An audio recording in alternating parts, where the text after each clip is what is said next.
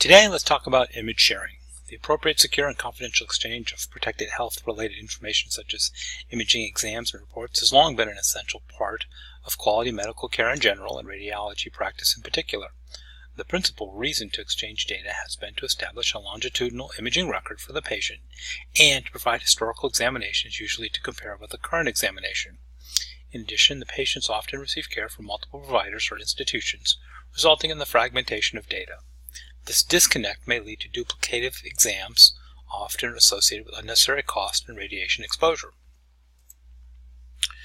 So what constitutes image sharing? Sharing the information content of images is the primary objective. However, if a report has already been furnished at the originating site, its transmission is a key element of the information exchange, and in some circumstances it may be as important to securely share as the images themselves. Both patient images and reports contain metadata that are often useful in the management of the patient.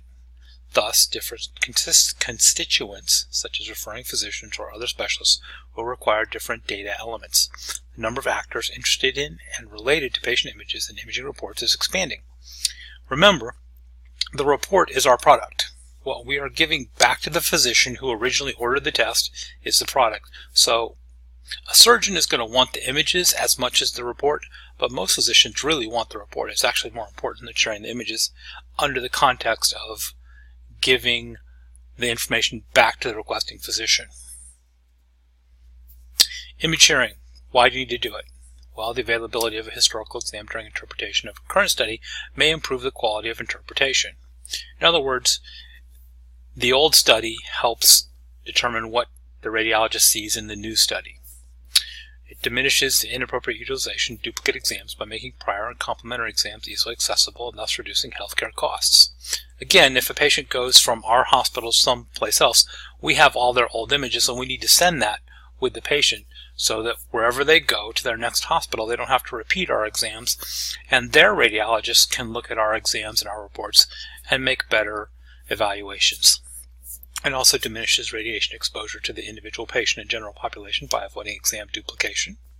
Diagnostic information from one imaging exam is often used by multiple care providers when caring for the same patient, and makes the images and reports contemporaneously available at the point of care. So who's interested in imaging sharing? Well, the primary interpreting radiologist, the referring physician, the consulting physician, any other radiologist giving a second opinion, other hospitals and healthcare enterprises, anybody involved in a clinical trial, and of course the patient themselves is interested in sharing their images. So how do images get shared? Well, the three primary ways that images get shared are film, CD, and online. If it's done by film, film-based image interpretation still exists, and it's particular in offices of non-radiologist providers.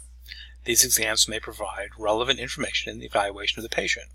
Offices that primarily produce film are rarely capable of creating copies, however.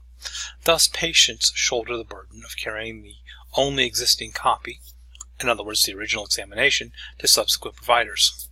This is a cumbersome process, but one that shouldn't be ignored, particularly when the prior exam can assist in the treatment of a patient. It's not uncommon for a radiology office to digitize and import these exams into a picture archiving and communication system.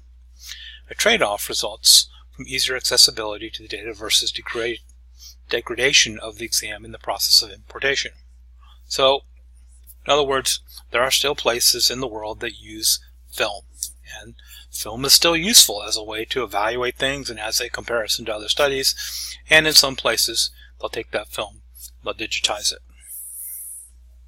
Once they digitize it, they can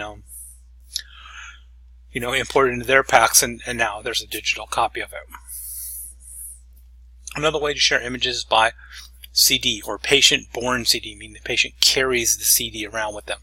Conceptually, compact disc appear to provide the ideal solution for image exchange.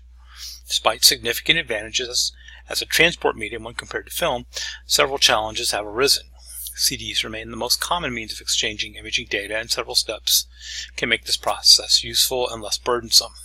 So, CDs is the most common way that images get exchanged, and one of the big problems is DICOM incompatibilities. The DICOM on the CD doesn't work with or match this DICOM in the particular PAC system where the CD is going to. And that's a common problem, unfortunately. Then there is image sharing online or through the cloud. Lastly, online image exchange using the cloud is now available. In other areas of life, businesses have become accustomed to moving many types of information across the internet. Music, photos, videos, financial information are some of the data transferred using cloud technology. It's clear that society finds this means of information exchange efficient and desirable. Acceptance of this relatively secure exchange of confidential information across the internet indicates a reasonable level of trust by users in this technology. However, the challenge of ensuring the highest level of security and confidentiality for internet shared healthcare data is not trivial. In other words, it's kind of ridiculous that I can be on Facebook from Hawaii and share my photos from my trip to Hanauma Bay, but if I want to get my chest x-ray from Lancaster Regional to Lancaster General, I can't just post it somewhere and have the physician pull it down. I got to burn it on a CD and carry it myself across town.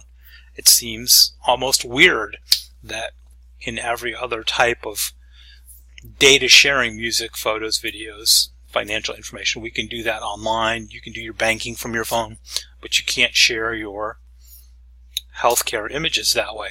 And that's because of HIPAA, protected health information, and all the laws and regulations that are surrounded with sharing healthcare data. It just makes it much harder to do. And also the DICOM format, in the same way that the CDs don't always work between one DICOM place and the other. Neither does just transferring the information over the internet. You still have DICOM association problems to deal with. So, the relevant IHE actor for image sharing is, there's several of them, but we'll talk about this one. It's XDS BI, Imaging Exchange. There's a variant of XDS for imaging known as XDSI. Why? Image exams are much larger data sets than the text and discrete data that make up most of the medical record. Cost of storage and bandwidth required to move the image data to a repository and then to a document consumer have been considered impediments to using the architecture of XDS. Instead of moving the images to the repository, a manifest of the exam listing the available images known as key object selection is placed in the repository when the exam is registered. When a document consumer wishes to retrieve the images, they would first retrieve the KOS. The KOS directs them to retrieve the images from the originating source, and it also lets the consumer know how many images to expect. For now, this is the way imaging data flows in IHE-enabled imaging exchanges. It remains to be seen whether this methodology will converge with basic XDS as the cost of storage and bandwidth diminishes.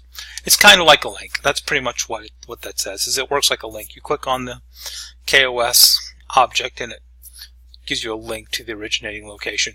It's not the best way to do it, but it solves some transfer problems.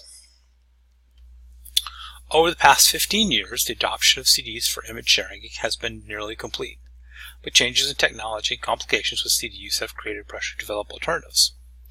Over that time period, the file size of a typical cross-sectional imaging study has increased dramatically, largely due to the advent of CT multi-detector technology and the growth in MR complexity and utilization. Exams using other modalities such as ultrasound have also seen increases in file sizes. As digital image archives become more established, the number of prior imaging examinations available on a patient also rises. Additionally, the number of examinations per CD has also increased. The number of examinations and associated large files, such data often rapidly approaches the maximum capacity of a CD, which is around 750 megabytes. This has led some providers to use DVDs, which offer approximately 7 times more capacity than a CD. In other words, we're doing more exams than ever, and those exams have more images than ever. Used to be that, a CT was around 100 images. Now it's about 300 images. So we're doing more images per study, we're doing more studies, and those file sizes have also gotten bigger. And I see that I'm making this really long, so we're going to make this a two-parter. Stand by for part 2.